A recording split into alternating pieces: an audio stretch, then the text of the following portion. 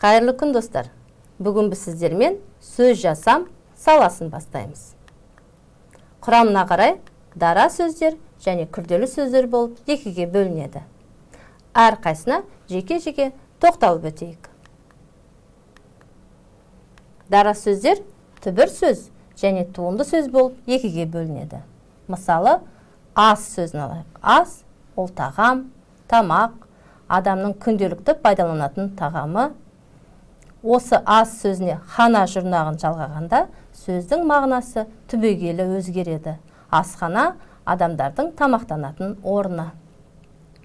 Туынды сөз ол жұрнақ арқылы жасалады. Мысалы, жазу. Адамның айтайын деген ойын қағаз бетіне түсіру, қағаз бетіне жазу. Ал егер осы жазу сөзіне ш жұрнағын жалғағанда, жазушы сөзі жаңа мағыналы сөз пайда болады. Бұл жерде жазушы қолына қалам алып, кітап жазатын адамды айтады. Көз алдарыңызда қазақ халқының көрнекті жазушысы Мұхтар Әуезов. Келесі күрделі сөздерге тоқталайық. Күрделі сөздер біріккен сөздер, қос сөздер, тіркескен сөздер болып бірнеше түрге бөлінеді. Алдымен біріккен сөздерге тоқталып өтейік. Ат төрт түліктің бірі, жылқы малы. Жарыстың бірнеше түрі бар. Жүзуден жарыс, жүгіруден жарыс, қазақша күрес, тағы басқа. Егер осы екі сөзді біріктірсе, ат жарыс деген жаңа мағыналы сөз пайда болады. Ат жарыс ол қазақ халқының ұлттық ойыны болып саналады. Келесі сөз екі, ол санды білдіреді. Бас адамның дене мүшесінің бірі, және тұз ол тағамның дәмін келтіретін ас болып саналады. Егер осы үш сөзді біріктірген кезде, екібастұз деген жаңа мағыналы сөз пайда болады. Екібастұз ол қаланың аты болып саналады. Келесі қос сөз. Екі сөздің қосарлану арқылы жасалған сөздер. Араларына дефис қойылады. Ата, ана.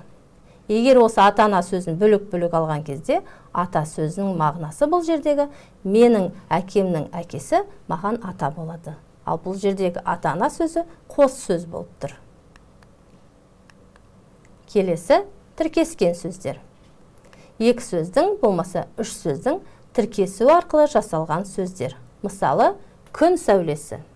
Сәуле және күн деген екі сөз тіркесіп келіп, күн сәулесі деген сөз береді. Алматы қаласы. Жаңа сөздермен танысып алайық. Сөз жасам, түбір, жалғау, жұрнақ, қосымша. Келесі жұрнақтың түрлері. Жұрнақтың екі түрі бар. Сөз тудырушы жұрнақ және сөз түрлендіруші жұрнақ. Сөз тудырушы жұрнақ сөздің бастапқы мағынасын өзгертіп, жаңа мағына береді. Мысалы, ән деген сөзді алайық. Ән не деген сұраққа жауап береді. Ән сөзіне ш жұрнағын жалғаған кезде жаңа мағыналы сөз пайда болады. Әнші. Ән айтатын адам. Кім деген сұраққа жауап береді. Биік, биіктеу. Сөз түрлендіруші жұрнақ сөздің мағынасын өзгертпейді, тек қана қосымша мағына береді. Биік қандай, биіктеу қандай. Келесі мәтінге назар аударыңыздар. Жылқы.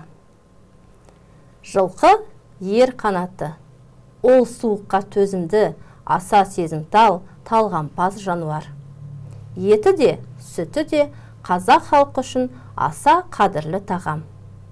Өз бойын таза ұстайтын, өз жерін қашықтан танитын сезімтал қасиетті жануар. Менің атам жылқышы болған. Мен де жылқыны жақсы көремін. Мәтінмен таныстыңыздар, келесі жаңа сөздерге назар аударыңыздар.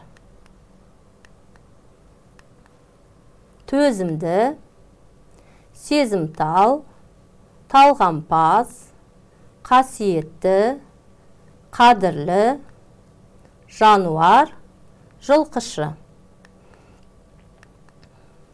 Бірінші тапсырма. Мәтіннен жұрнақ жалғаған сөздерді үлгіде көрсетілгендей тауып жазыңыз. Үлгі. Төзімді, төзім, не, төзім, не деген сұраққа жауап береді. Төзімді қандай? Бұл жерде сөздердің мағынасы түбегейлі өзгеріп тұр. Келесі сөз. Сезімтал, не сезім, қандай сезімтал. Келесі сөз. Талғампаз, не талғам, паз деген жұрнақ жалғану арқылы қандай деген сұраққа жауап береді. Талғампаз. Қасиетті, түбірі қасиет. Не деген сұраққа жауап береді. Қасиетті, қандай. Келесі сөз. Қадірлі, қадір, не, қадірлі, қандай. Өздеріңіз көріп отқандай, бірінші бағандағы сөздер не деген сұраққа жауап береді. Не, төзім, сезім, талғам, қасиет, қадір. Екінші бағандағы сөздер қандай деген сұраққа жауап береді. Қандай, төзімді, сезімтал, талғампаз, қасиетті, қадірлі. Бұл жерде жаңағы жұрнақ жалғану арқылы сөздің мағыналары өзгеріп отыр. Келесі екінші тапсырмаға назар аударыңыздар. Сөздерді тиісті жұрнақпен сәйкестендіріңіз. Көз алдарыңызда жаңағы бірінші тапсырмадағы сөздер беріліп отыр. Енді сіздерге оңай болады деген ойдамын. Қасиет және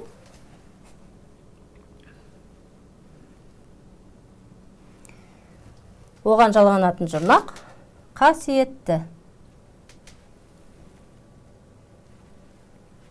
Келесі қадір, қадірлі.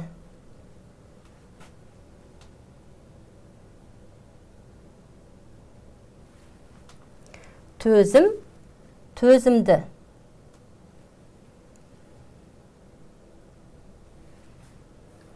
Талғам, талғампаз.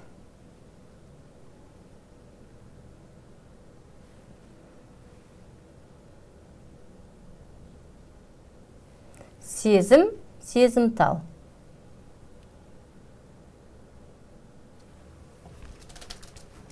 Тиісті жұрнақпен сәйкестендірдік, тапсырманы орындадық.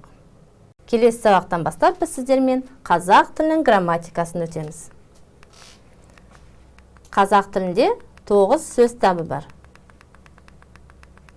Олар зат есім, сын есім, сан есім, есімдік, етістік, үстеу, еліктеу сөз, шылау және одағай. Құрметті достар, бүгін мен сіздерді сөз жасам саласымен таныстырып өттім. Құрамына қарай түрлері дара және күрделі сөздерін пайдалана отырып, өздеріңіз сөйлем құруды үйреніңіздер. Әлеуметтік желідегі парақшаларымызға тіркеліп, зерделі ақыл ой дамыту орталығы мұғалімдерінің онлайн сабағын тамашалаңыздар. Ал мен сіздермен қоштасамын. Келесі сабақта кездескенше сау болыңыздар.